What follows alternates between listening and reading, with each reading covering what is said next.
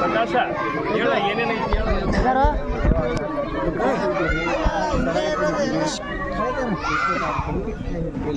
ಮತ್ತು ಸರಾಯಿ ತಿನ್ನೋದ್ರಿಂದ ಏನು ಬರ್ತದೆ ಗೊತ್ತೈತೆ? ಏನು ಬರ್ತದೆ? ಕ್ಯಾನ್ಸರ್. ಕ್ಯಾನ್ಸರ್ ಬಂದರೆ ಮಾಡ್ಬೋದು 25ರಿಂದ 30 ಲಕ್ಷ ಖರ್ಚು ಮಾಡಬಹುದು ಆರಾಮಾಗಿ. ಮತ್ತು ಸರ್ ಮತ್ತು ಇದನ್ನು ತಿಂದು ಅದನ್ನು ಯಾಕೆ ಬಳಸ್ಬೇಕು? ನಾವು ಶಾಲೆರ್ ಆಗ್ಬೇಕಿಲ್ಲ. ನಾವು ಕಂಪ್ನಿ ಮಾಲಕರು ಯಾರು ತಿನ್ನಂಗಿಲ್ಲ. ಸರಾಯಿ ಮಾಡೋ ದೊಡ್ಡ ದೊಡ್ಡ ಅಂಗಡಿ ಮಾಲಕರು ಮತ್ತು ಫ್ಯಾಕ್ಟ್ರಿ ಮಾಲಕರು ಅವ್ರು ಯಾರು ಕುಡಿಯಂಗಿಲ್ಲ ಮತ್ತು ಆರಾಮಿರ್ತಾರೆ ಅವರು. ಮತ್ತು ನಾವು ಯಾಕೆ ಅದನ್ನು ತಿಂದು ಹಾಳು ಮಾಡ್ಕೋಬೇಕು ಹೇಳಿ? ಅದ ಬಂದ್ ಮಾಡವಲ್ರಿ. ಅಲ್ಲ ಬಂದ್ ಮಾಡೋದು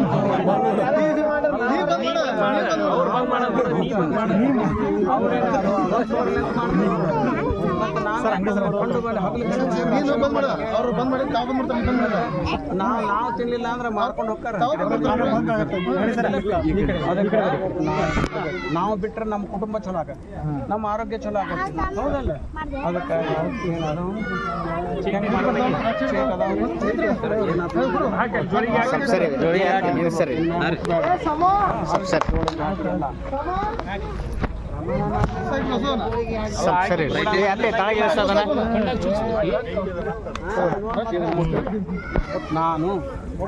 ಇಂದಿನ ಯಾವುದೇ ದುಶ್ಚಟಗಳನ್ನು ಮಾಡುವುದಿಲ್ಲ.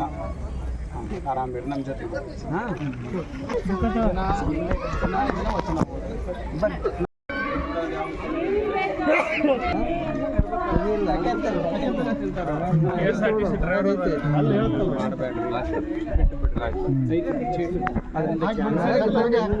ಅದರಿಂದ ಕ್ಯಾನ್ಸರ್ ಇಲ್ಲ, ಅಲ್ಲಿ ಕ್ಯಾನ್ಸರ್ ಬರ್ತದೆ. ಗಂಟಲು ಬಿಟ್ಟು ನಾನು ಹಿಂದಿನಿಂದ ಯಾವುದೇ ದುಶ್ಚಟಗಳು ಮಾಡೋದು. ಬಡೆ ಸೊಪ್ಪು ಹುರಿದು ಒಂದಿಷ್ಟು ಇಟ್ಕೊಡ್ರಿ. ಆದರೆ ಒಂದಿಷ್ಟು ಏಲಕ್ಕಿ ಪೌಡರ್ ಹಾಕಿ ಚಮನ್ ಪೌಡರ್ ಹಾಕಿ ಇಟ್ಕೊಡ್ರಿ. ಒಂದು ಡಬ್ಬೆ ಕೆಸರಾಗಿ ಇಟ್ಕೊಡ್ರಿ. ದಿನ ತಿನ್ನಿರಿ 8-10 ಸಲ. ಅದು ಗುಟ್ಕ ತಿನ್ಬೇಕು ಅನ್ನೋ ಚಟ ಹೋಗ್ರಿ. ಎಲ್ಲ ಬಿಟ್ಟಿರಿ, ಡ್ರಿಂಕ್ಸ್ ಮಾಡ್ತೀರಿ. ನೋಡಿ ಈ ಜೋಳಿಗೆ ಮುಟ್ಟಿ. ಇನ್ನು ಮೇಲೆ ನಾನು ಎಂದೆಂದೂ ದುಶ್ಚಟಗಳನ್ನು ಮಾಡುವುದಿಲ್ಲ. ಈಗ ಆರಾಮಾಗಿ ಆರೋಗ್ಯ ಏನ್ರಿ? ನೀವು ಬರ್ರಿ.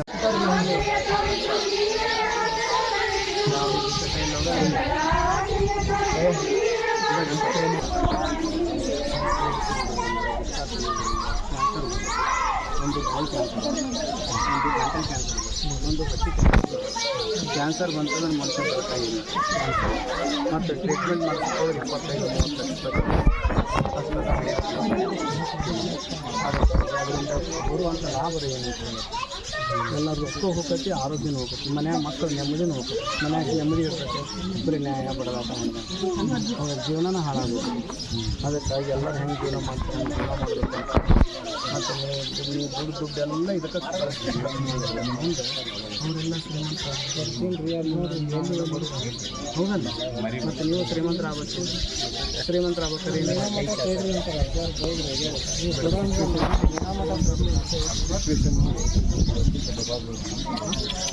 ಸರಿ ಅಪ್ಪ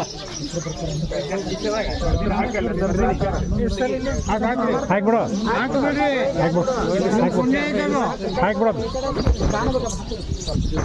ಸ್ವಲ್ಪ ಸರಿ ಚಮನ್ ಪೌಡರ್ ಸ್ವಲ್ಪ ಸರಿ ನಮ್ಗೆ ಅನುಕೂಲ ಮಾಡ್ಕೊಡಿ. ಡಬ್ಬ ಮಾಡ್ಕೊಡ್ರಿ. ಒಂದು ಸಣ್ಣ ಡಬ್ಬ ಇಟ್ಕೊಡ್ರಿ. 8 ದಿವಸ ಯಾವಾಗ ಗುಡ್ಕ ತಿನ್ಬೇಕು ಅನಿಸ್ತಲ್ಲ ಅವಾಗ 8 ದಿವಸ ಒಂದು ಬಾಯಾಗ ಹಾಕ್ಬಿಡ್ರಿ. ಗೊತ್ತಲ್ಲ? ಬಡೆ ಸೊಪ್ಪು, ಚಮನ್ ಪೌಡ್ರ್, ಏಲಕ್ಕಿ ಹಾಕಿ ಇಟ್ಕೊಂಡು ತಿನ್ಬೇಕು. 10 ಸಲ ತಿನ್ನ ಅಪಾಯ ಅಲ್ಲ. ಹಂಗೆ ತಿನ್ರಿ 8 ದಿವಸ ತಿನ್ರಿ, ತಿನ್ನೋ ಚಟನ ಹೋಗ್ಬಿಡ್ತೈತೆ. ಮತ್ತು ಹಾಲು ಬಾಳೆಹಣ್ಣು ಸಕ್ಕರೆ ಕಲಿಸ್ಕೊಂಡು ಚಪಾತಿ ತಿಂದು ಒಂದು 2 ದಿವಸ ಅಂದ್ರೆ ಅದು ಅಶಕ್ತನ ಬಂದರೆ ಕೂಡ ಹೋಗ್ಬಿಡ್ಬೇಕು. ಜೋಳಿಗೆ ಹಾಕಿಬಿಡಿ ಅದು ಇದು ಐತೆ ಸರ ಹನುಮಂತನ ಹೆಸರು ಏನೈತೆ ನಾನು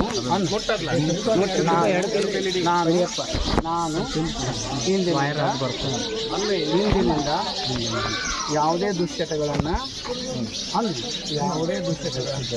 ಮಾಡುವುದಿಲ್ಲ. ಇನ್ನು ಒಟ್ಟ ಮುಟ್ಬೇಡಪ್ಪ. ಚಲೋ ಆಗುತ್ತೆ. ಚಲೋ ಆಗಿ ಬಂದ್ರೆ ಚೆನ್ನಾಗಿ ಹೋದ್ರಿ ಎಲ್ಲರೂ ಚಲೋ